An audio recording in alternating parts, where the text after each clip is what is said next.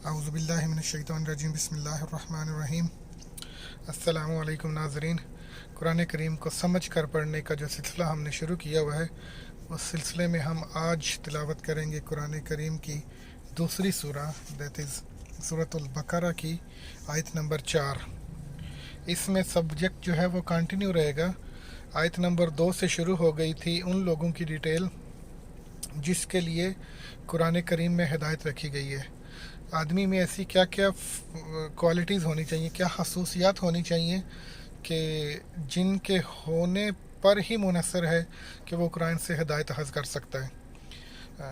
पहली आयत अलिफ लाम मीम हरूफ मुक़त्तात पर मुश्तमिल है, जैसे कि आप लोग जानते हैं।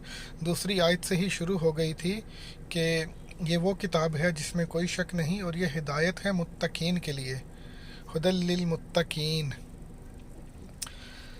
ये तो एक कंडीशन हो गई कि कुरान करीम से हिदायत हासिल करने के लिए या हिदायत से मुस्तफ़ीद होने के लिए आदमी को मुत्तकी, डरने वाला, अल्लाह के खौफ से, हशियत से डरने वाला होना चाहिए, मुत्तकी होना चाहिए।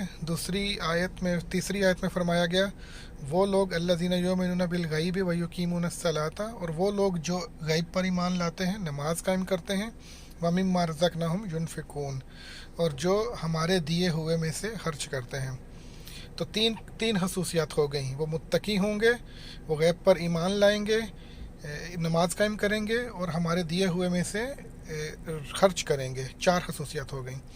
अब अगली आयत में जो आज का टॉपिक है उसमें फरमाया गया है कि उसी सब्जेक्ट को कंटिन्यू करते हुए वल्लज़ीना युमिनूना बिमा उनज़िला इलैका, वो लोग हैं जो उस चीज़ पर ईमान लाते हैं जो आपके ऊपर नाजिल की गई, वमा उनज़िला मिन क़ब्लिका, और उस चीज़ पर ईमान लाते हैं जो आपसे पहले नाजिल की गई।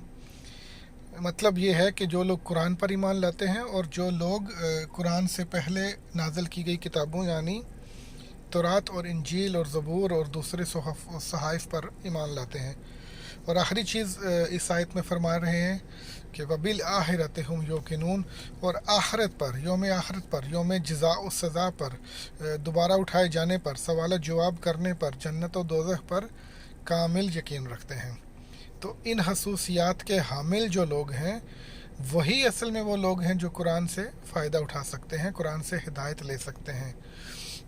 और फिर इन सब की समरी करते हुए फरमाया गया है कि उलाइका अल्लज़ीना अला हुदम मिर रब्बिहिम व उलाइका हुमुल मुफ़्लिहून, यही वो लोग हैं जो अपने रब की तरफ से हिदायत पर हैं और यही लोग हैं जो फलाह पाएंगे, जो कामयाबी हासिल करेंगे, जो अबदी जन्नत में, अबदी बागों में, ऐसे बाग जिनके नीचे, जिनके दामन में नदियाँ बहती होंगी, उन बागों में दाखिल किए जाएंगे।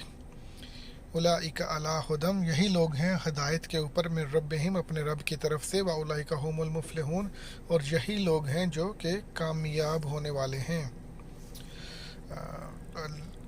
जी, उम्मीद है आपको, इंशाअल्लाह आप कोशिश कीजिए कि ये याद रखें, ये जो 5-6 चीज़ें हैं जिनका होना इंसानों में ज़रूरी है कुरान करीम से हिदायत लेने के लिए।